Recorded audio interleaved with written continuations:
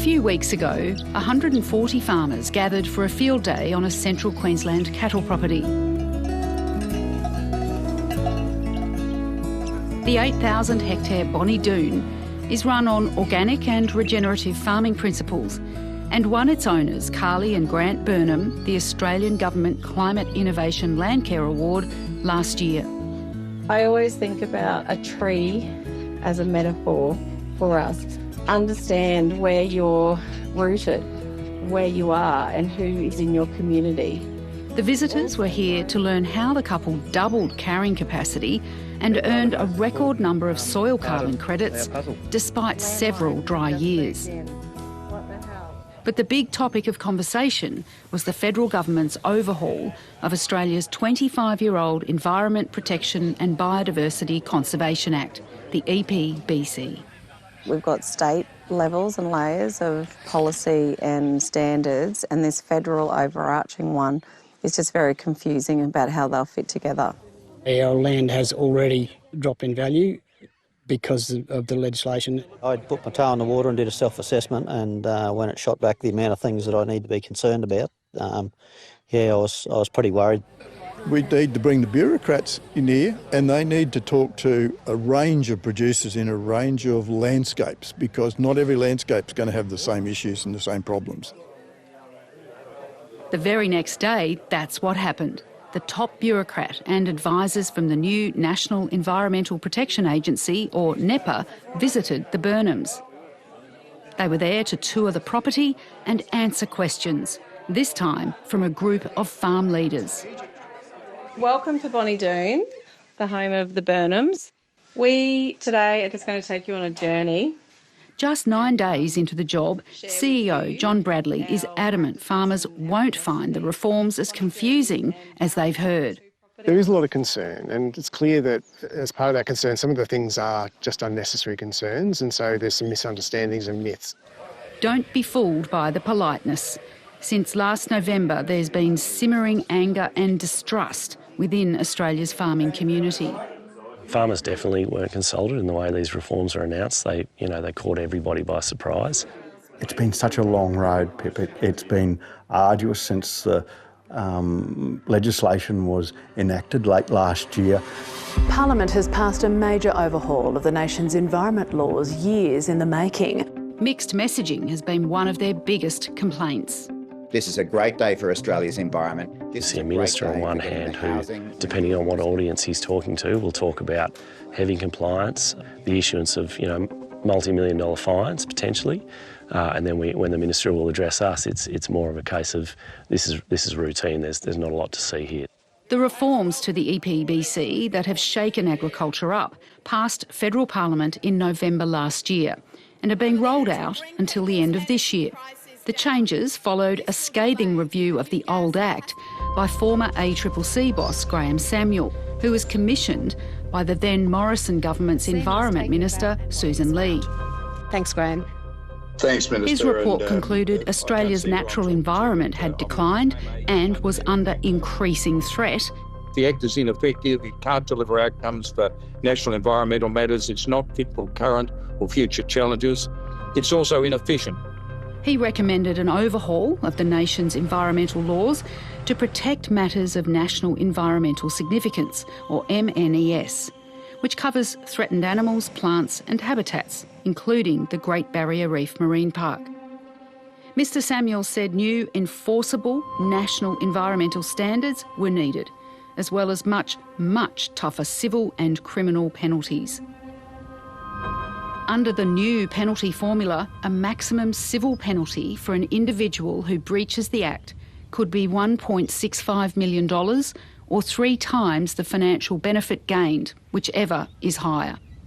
For corporations, the maximum could be $16 million or 3 times the benefit gained or 10% of annual turnover, whichever is higher.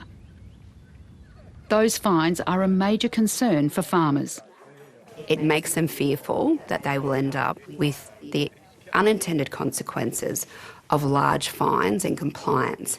So how do we get that certainty back into their day-to-day is really what we need to do. Queensland agricultural lobby group AgForce CEO Nikki Ford says that angst could have been avoided. Normally, with legislation, there would be a consultation process that we would be able to engage in and bring up the concerns we have, and then we would get to the point of the Act being put through Parliament. We're in the reverse situation here.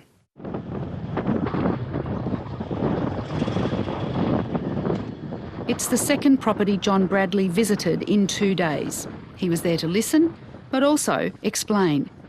The National Environmental Protection Agency is that independent umpire that the environment in Australia has needed for a long time, but it's also coming in with a range of changes that should also make for better, faster decisions as well. So the setting of clear national environmental standards that are now coming into place in the coming 6 months, and the establishment of a streamlined assessment pathway. And we've sort of gone into our cell grazing and put a lot of fences up. And we're managing for ground cover like we are everywhere else with cattle. This is our machinery here that does all the landscaping for us. The Burnhams hoped by showing John Bradley around, there'd be an outbreak of clarity on both sides.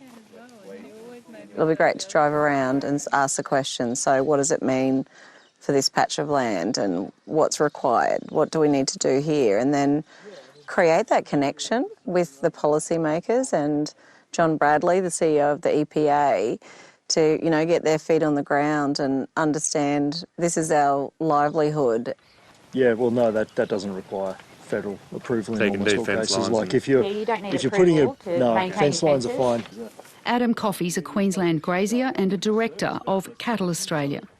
He and the beef producers he represents want certainty.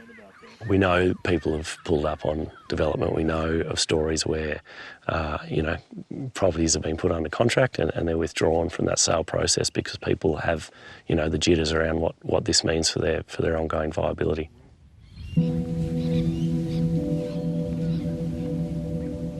AgForce organised the tour because it says months of talks have failed to clarify what level of paperwork or contact is required for common activities.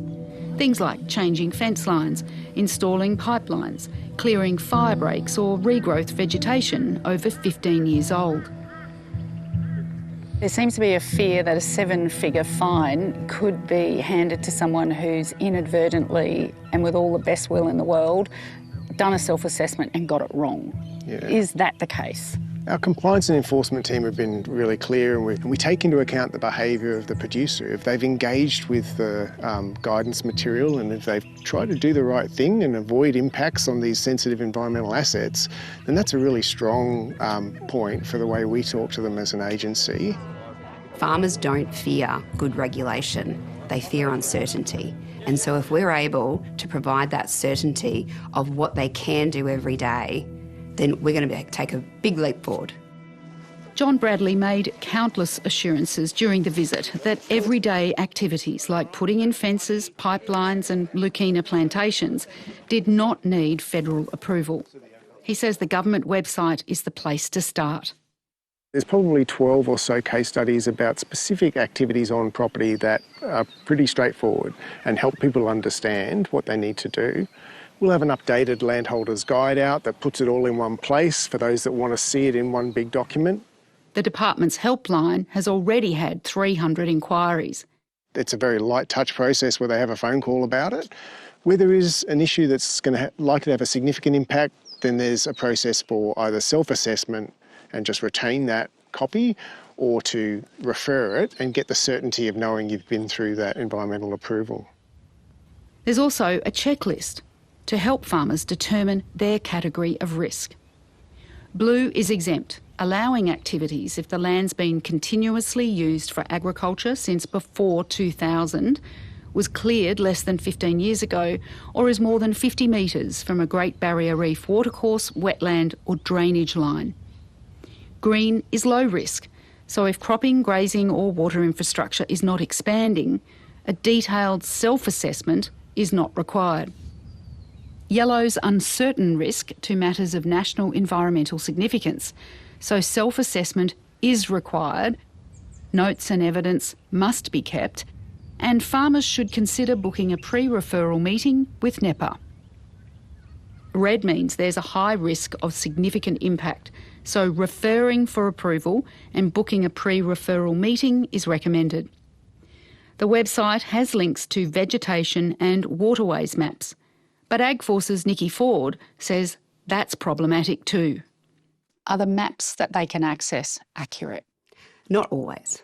The challenge with the mapping is it's inconsistent, and some mapping can suggest one MNES may be there and others might suggest something else. So when a farmer sits down to do this assessment, there's a high level of complexity to it at the moment.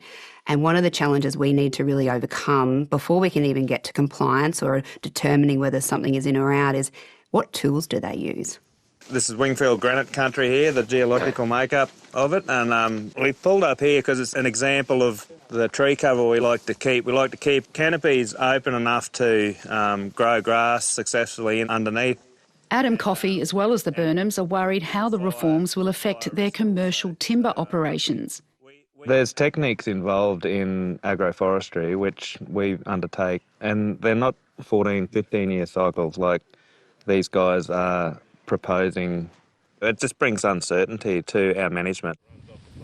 Grant thins this heavily wooded area every 20 to 25 years to keep a 40% canopy cover, which reduces fire risk and encourages grass for grazing, which also helps hold soil in place. You're doing a fantastic job. This is beautiful country, and this is exactly the sort of farming that we love to see. And I think it's no accident that you've won that Landcare Award. The Burnham's property is in a reef catchment area. Because the trees are thinned after 15 years, it's their understanding there's no continuous use exemption. I think for most things, a self-assessment over the whole property for the management approach you're taking would be more appropriate. NEPA's Cormac Farrell says he saw no need for lots of paperwork for thinning or if cattle numbers increase. This would be a pretty straightforward self-assessment if we needed to do that, a pretty light documentation of that, and then we're kind of good to go. But AgForce policy advisor Josephine Peterson wasn't convinced.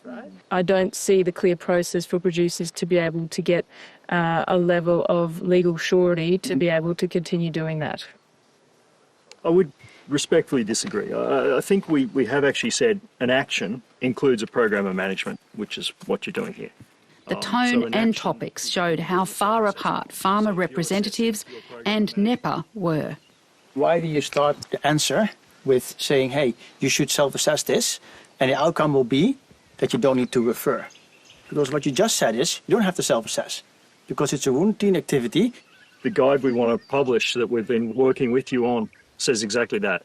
You know, it says these are low-risk activities that don't need a self-assessment and you can just proceed with. Why are you making it more confusing than it potentially has to be from an environmental risk perspective for producers? How does or doesn't that affect, Grant and Carly's ongoing, whether it's the timber harvest piece or the thinning? How do you see that playing out? But are you talking about the accuracy of the mapping of drainage lines or just the impact on drainage? Probably both, because there's, obviously ambiguity there. Where do we stand in that sort of setting where you've got big dead old trees that are very good habitat for some of these species? If we had a big widowmaker over the top of us here, yes, the short answer is that's okay to manage. So if they're out in the paddock, you can't touch them? If they're out in the paddock, you need to do a self-assessment. We've been through this a lot. This is a great process we're going through and having these on-farm discussions. John Bradley reiterated the system isn't as bad as producers fear. To your point about legal certainty, what we want to do is make the no-brainer issues as clear as possible in terms of those things that are just routine activity. People don't even need to self-assess, where it is a self-assessment for the producer to be in the driver's seat about the way they put their mind to that.